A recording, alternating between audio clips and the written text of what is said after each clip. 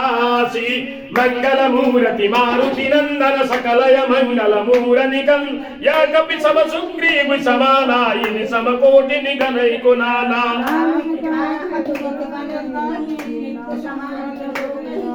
असमय सुना श्रवण दस कंदर पदमु 18 जू तप बंदर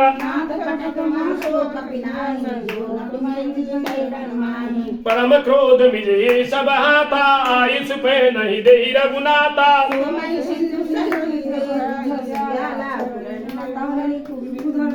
मरदी गर्द मिल वही 10 शीशा ए सही बचन कही सब कीसा घर दई दर दई साजा संग मानव गसन चाहता ही लंग सहज सुई कपि बारु सभा पुनि सिर पर प्रभु राम रावण काल कोटि कहू जीति सकई संग्राम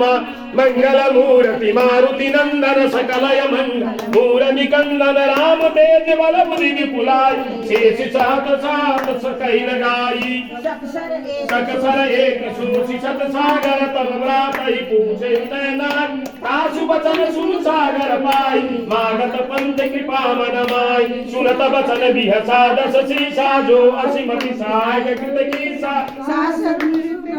कर वचन दृढ़ाई सागर सरठानी मचलाई